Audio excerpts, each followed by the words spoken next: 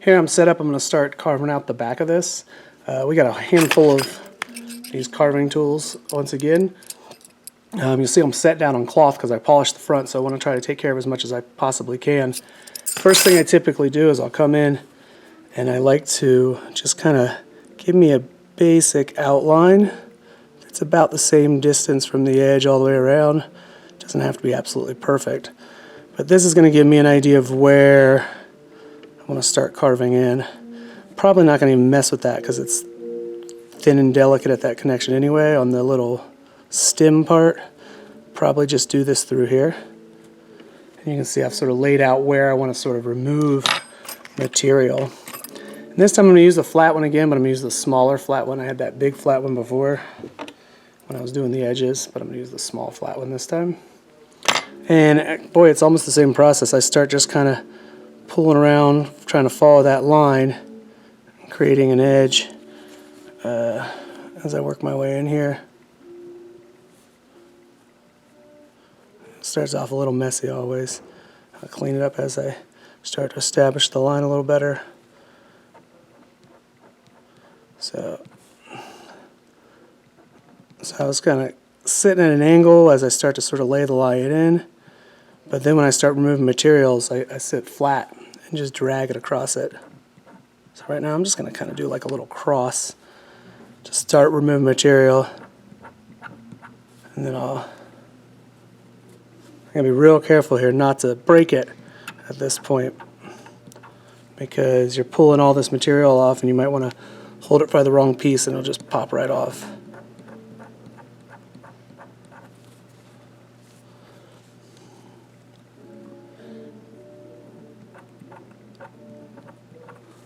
So I'm just kind of making like a little crossy. Oh, I broke it. You see that? See, I shouldn't have tried to remove material. So I can still fix this, and we'll show that anyway. That's going to happen to y'all. But first, let's go ahead and finish removing this material. I'm going to try really cautious not to affect either of those connections where that broke.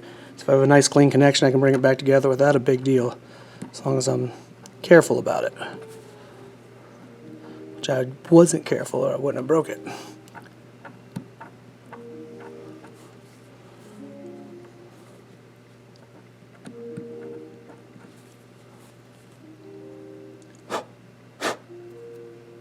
I think that's pretty much as much material as I want to remove. Now I'm going to go ahead and just kind of clean it up so it doesn't look so messy on the back.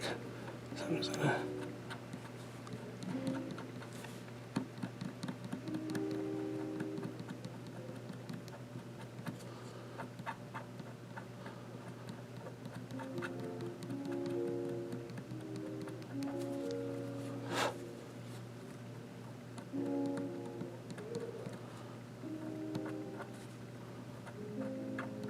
one of the tricks that people who are much better than me use is they can, when you hold it up, you can't see it from this angle, but you can see light come through it. It just sort of see how thick it is. And so you can tell when you're starting to get too thin in an area as you start to see how much light transmits through.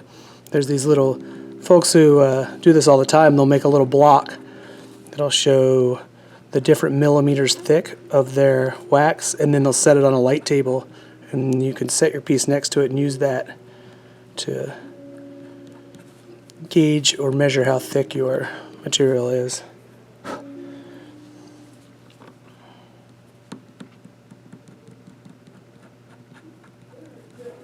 So I'll work on this a little bit more, and I won't clean this up.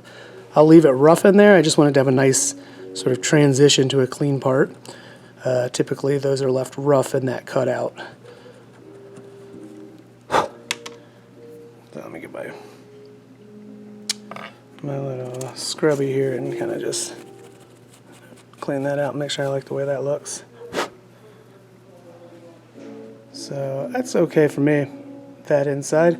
Now the next thing I'm going to show you, the last thing I'm going to show you for this little bit of this hard wax, is how to repair hard wax that you just broke. So that's what we'll do. I'm going to put that little stem back on there, and Yeah, then we'll be ready to put it back, get ready to sprue that bad boy up.